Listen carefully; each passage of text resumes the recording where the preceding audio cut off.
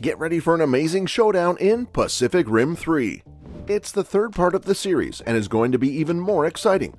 There will be huge robots called Jaegers fighting against giant monsters called Kaiju. This time, there's a new danger, and it's a really big deal. It's going to be a wilder ride compared to its previous two parts, where only the toughest can survive. Come on, in this video, let's check out some more details about it. Insiders have spilled the beans on Pacific Rim 3, and it turns out the movie will take us into the underground world of Kaiju, known as the Antiverse. In this installment, the Pan-Pacific Defense Corps is bringing the fight directly to the Kaiju and their creators, the Precursors, in their territory.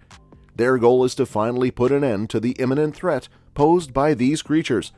This storyline was hinted at in the conclusion of Uprising, and now let's break it down step by step. After the release of the anime series Pacific Rim: The Black, fans of the franchise started speculating about a possible continuation and what the third film might have in store. Although The Black gained attention as a Netflix exclusive, it's not easy to label it a complete success. This Japanese-American project, overseen by Guillermo del Toro and unfolding after the events of the first two films, follows the journey of a brother and sister searching for their parents, who were Jaeger pilots that went missing in Sydney several years ago.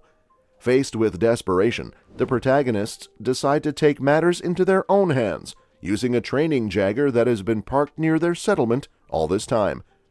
Even though it's been 10 years since the first Pacific Rim movie, fans are still eagerly waiting for Pacific Rim 3.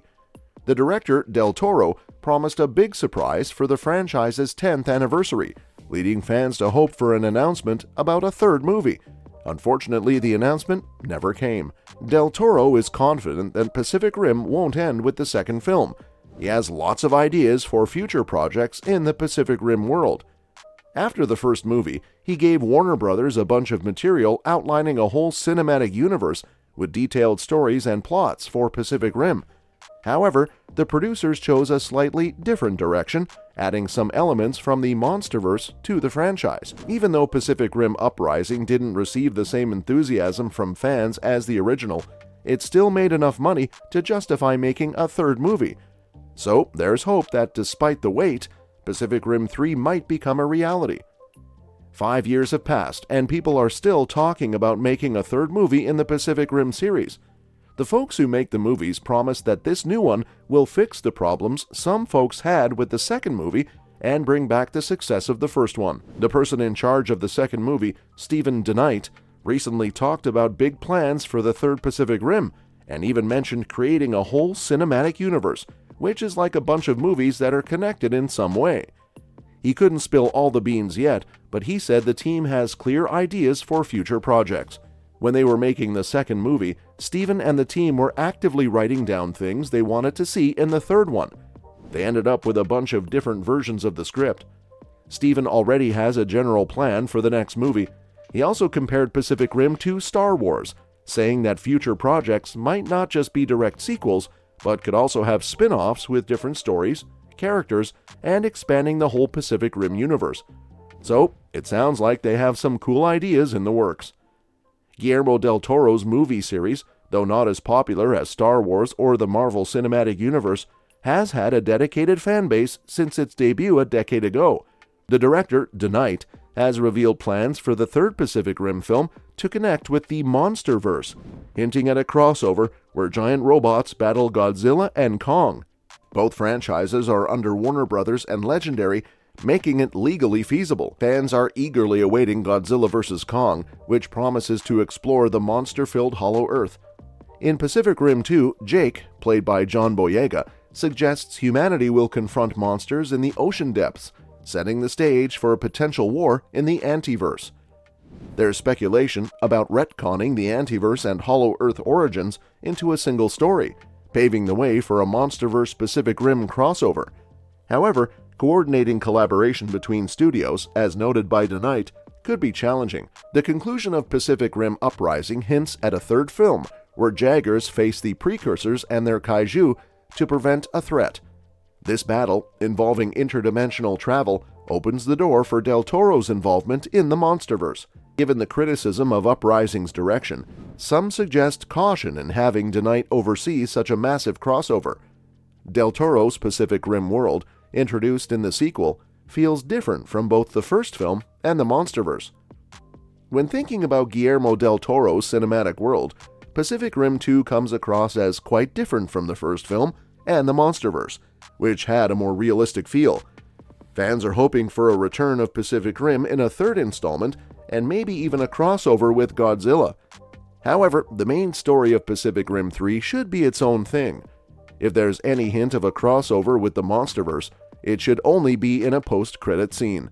The creators are promising to focus on a more realistic narrative, going back to the style of the first film. This applies especially to the action scenes, where the audience needs to believe in the reality of giant creatures battling it out.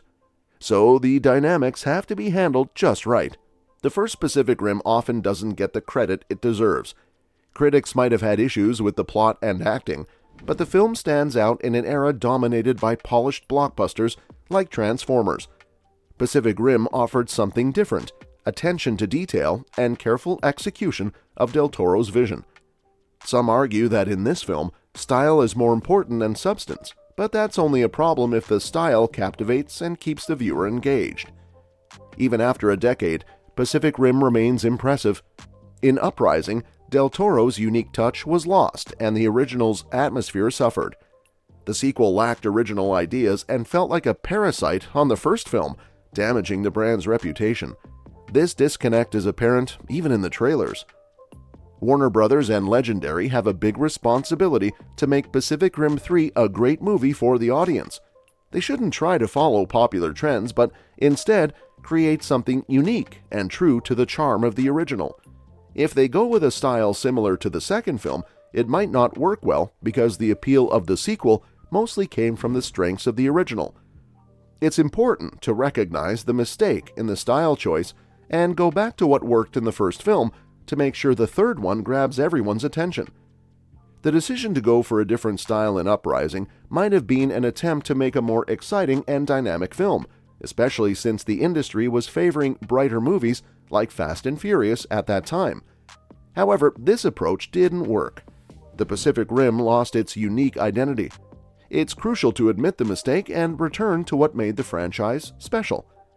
There's still hope to make things right. In discussions with Guillermo del Toro, the importance of the third movie staying true to the original style and visual concept was emphasized. The success of the Uprising sequel was seen as tied to the audience's interest in the original, and there was a clear acknowledgement that it's essential to recognize the potential mistake in the style of the second film and go back to what made Pacific Rim distinctive and appealing. The first film is considered a cult blockbuster in the Kaiju genre, so the third installment should maintain this recognizable identity. It needs to go back to its roots and avoid trying to fit in with current trends. Hopefully, the filmmakers will understand what makes Pacific Rim special and deliver a captivating and engaging experience for the audience. So, are you ready for another epic Jaeger vs. Kaiju showdown? What plot twists do you hope to see unfold? Share your thoughts in the comments below and hit that subscribe button to stay tuned for all the latest updates. Let's dive deep into the Pacific once again. The drift awaits. See you in the next video, and remember, the breach is opening soon.